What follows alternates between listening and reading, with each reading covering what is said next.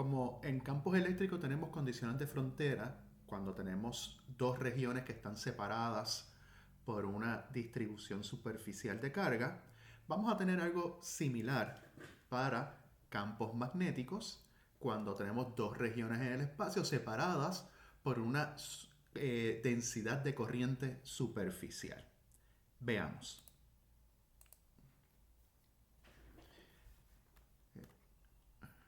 Y esto sería...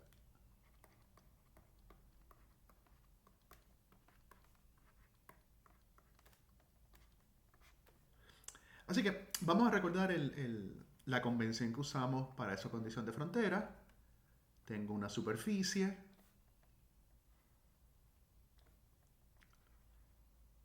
Es una superficie, podemos imaginarnos, infinita o lo que sea. No tiene que ser infinita. El punto es que en esta superficie hay una densidad de corriente, hay corriente fluyendo en la superficie. Un lado de la superficie llamamos la región 1, al otro lado de la superficie llamamos la región 2 y definimos dos vectores que son perpendiculares a la superficie. Un vector que apunta hacia la región 1, pero ese vector lo vamos a llamar N2. Es como que va de la región 2 apuntando hacia la región 1. Y tenemos otro vector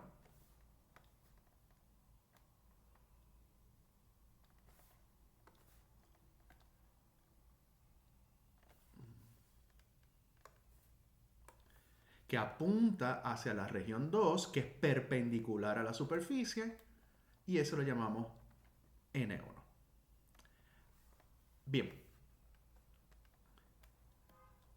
De la ley de Gauss para el campo magnético, o sea, la divergencia de B,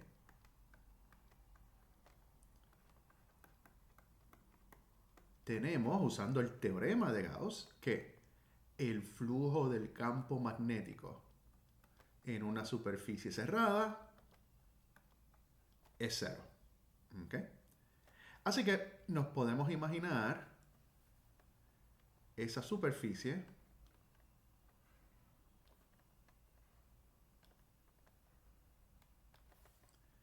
y en esa superficie nos imaginamos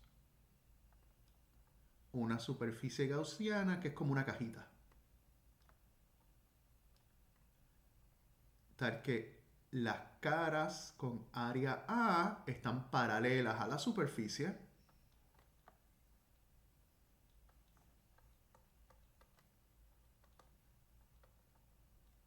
¿Ya? Estoy tratando de dibujar la parte que está detrás de la superficie del plano. Y pues la caja es simétrica tal que se separa de la superficie por una distancia épsilon. Así que hay un épsilon en este lado y hay otro épsilon detrás de la superficie. ¿Okay? Y lo que vamos a hacer es que en esta cajita vamos a tomar el límite cuando épsilon tiende a 0. O sea que vamos a estar bien pegaditos a la superficie. ¿Okay? Como épsilon tiende a 0, los lados que están perpendiculares a la superficie, ¿verdad?, tienden a 0 y su contribución al flujo, a esta integral, tiende a 0 también. Así que nos van a quedar, para esta integral, la integral en esta cara, que sería el campo magnético en la región 1 cerca de la superficie, por el vector de área, pero el vector de área es perpendicular a esta área A, que es perpendicular a la superficie. Así que lo podemos escribir como N2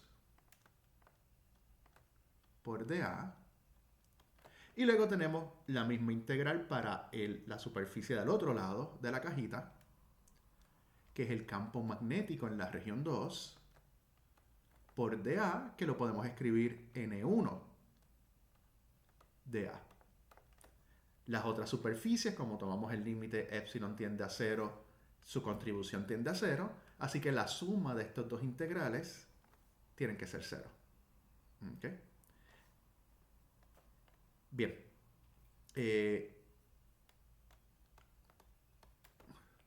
También como puedo escribir n1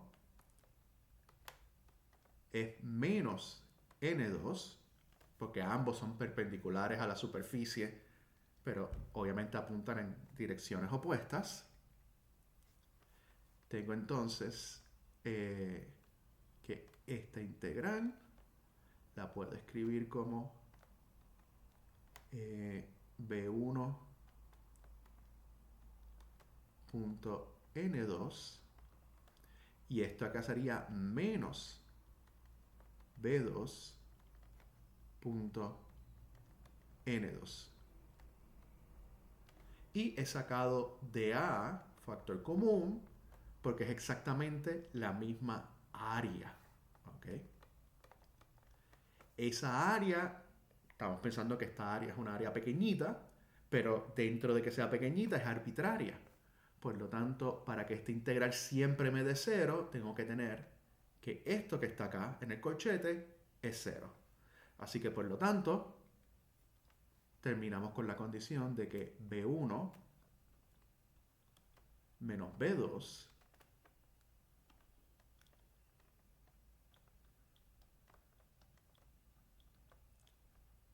producto punto N2, eso siempre tiene que ser igual a cero. Y esa es nuestra primera condición de frontera.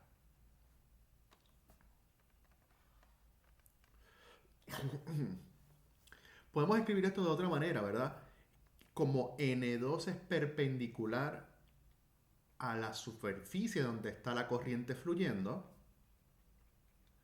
esto lo que hace es que escoge el componente perpendicular del campo magnético. O sea que esto lo que me está diciendo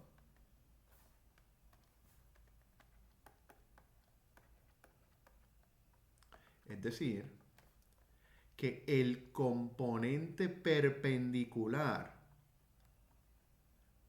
a la corriente en esa superficie, en el lado 1, es igual al componente perpendicular en el lado 2 del campo magnético. Y como epsilon tiende a cero, estos son, ¿verdad?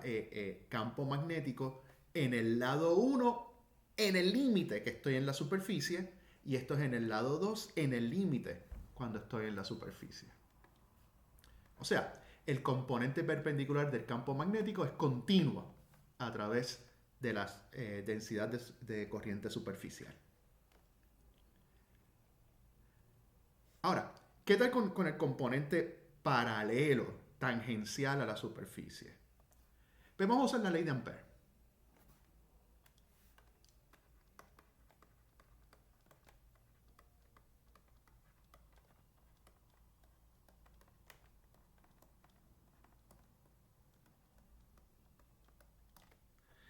Así que la ley de Ampère, vamos a hacer aquí un dibujito.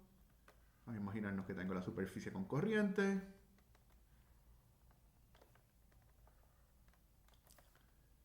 Y tenemos la corriente fluyendo en este sentido.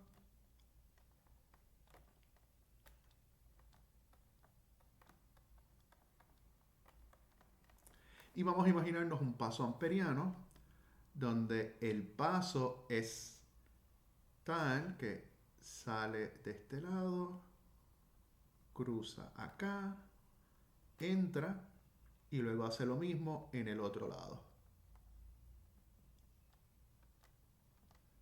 ¿Verdad? Tal que la superficie definida por el paso amperiano es perpendicular a la superficie por donde está la corriente. Así que el punto donde la superficie del plano del paso amperiano corta la superficie de acá es esta línea entrecortada. Y nos estamos imaginando este paso suficientemente pequeño tal que podemos considerar K constante dentro del paso amperiano. Como la corriente está fluyendo en este sentido, usando la regla de la mano derecha, vamos a hacer la integral del paso de esta manera, en este sentido. ¿Okay? Así que, en forma integral, tenemos que... Uy, qué feo.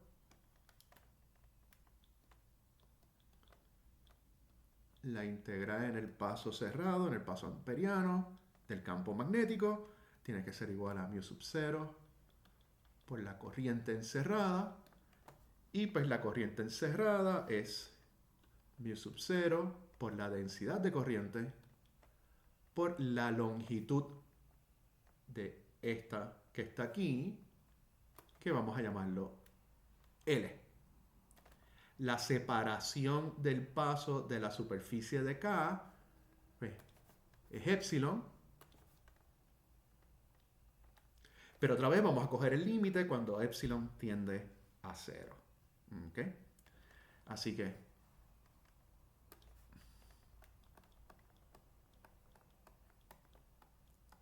si tomamos epsilon tiende a 0, la contribución de estos dos pasos, de los costados del paso amperiano, es 0, porque tiende a 0. Así que esta integral, que by the way, esta integral se llama circulación, la circulación del campo magnético, pues tenemos la contribución del campo magnético que está en el lado 1 y la contribución del campo magnético en el lado 2. Y eso tiene que ser igual a mu sub 0 KL. ¿Okay? Como dr es paralelo a la superficie, igual este que está aquí, esto que está acá es simplemente la integral del componente paralelo de B1, y esto que está aquí es simplemente el componente de B2 que está paralelo a la superficie, y eso es mu sub 0 KL. Haciendo esta integral, observe que dr, como siempre, lo hacemos en el sentido en que estamos moviendo a través del paso. En este nos vamos en una dirección, pero este nos vamos en otra dirección. Así que creo que es fácil saber y pensando, ¿verdad?, que como estamos pegados y esto es bien pequeño, este B son básicamente constantes en este espacio. Vamos a tener B1 paralelo menos B2 paralelo por L, que es la longitud de ese segmento del paso. Esto tiene que ser igual a mu sub 0 KL. Y para ser totalmente honesto, esto tiene que estar en valor absoluto porque todavía no sabemos, ¿verdad?, el signo, ¿verdad?, de estas integrales. Lo que sé es que uno va a ser el negativo del otro. Eso sí es lo que puedo decir.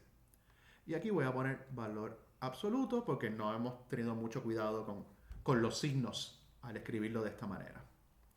El punto es que esta L se va a cancelar. Si hacemos esto con un poquito más de cuidado, o sea que esto, déjame una página más, termina siendo que la diferencia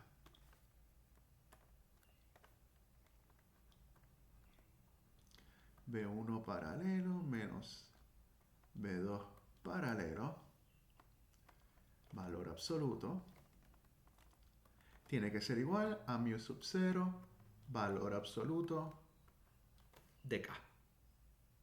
¿Okay?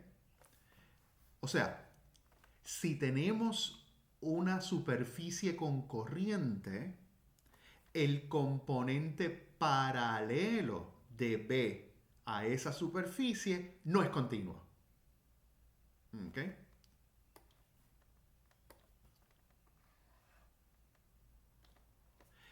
Resulta que podemos combinar este resultado con este otro resultado, que el componente perpendicular sí lo es.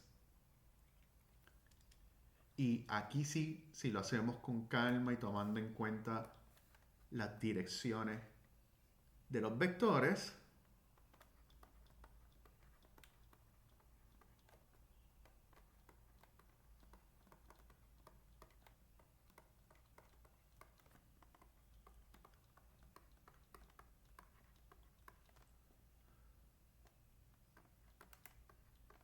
podemos combinar estos resultados en uno solo, en una sola ecuación. O sea, el vector 1 en la región 1 pegado a la superficie menos el vector B de la región 2 pegado a la superficie, eso tiene que ser igual a mu sub 0, el vector, la densidad de corriente superficial, por N2.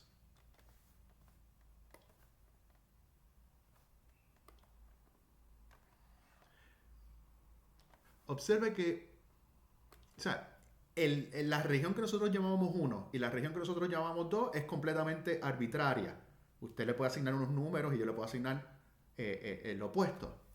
Lo que aquí es importante es que el vector unitario que va aquí sea el vector de la misma región de acá.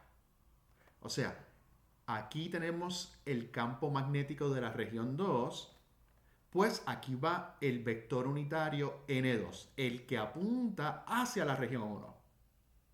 O sea que una manera de escribir esto que es completamente correcta es buscar la resta de B2 menos B1 y aquí tendríamos que poner el vector N1. ¿Okay? Ahora, podemos traducir esto a escribirlo en términos de A.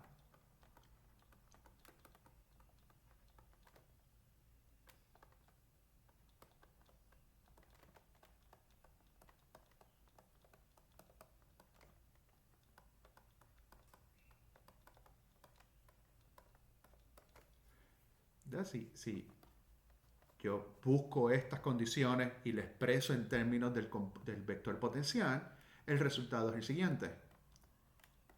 El potencial vectorial es continuo a través de la superficie con corriente, pero la derivada direccional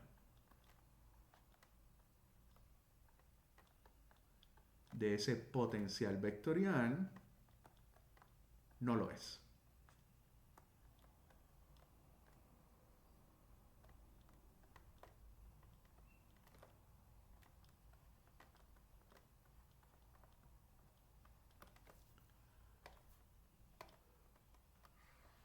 Así que A es continuo, pero la derivada direccional no lo es. Observe que el n que estoy utilizando aquí es el n de este segundo término en la resta, n2. ¿Ok? Y esto, tengo un negativo aquí, vamos a ponerle un paréntesis para llamar la atención y no olvidarnos que existe. Y estas son las condiciones de frontera. El componente perpendicular de P es continuo, el paralelo no. A es continuo, pero la derivada direccional no lo es. Y recordemos que la derivada direccional es la divergencia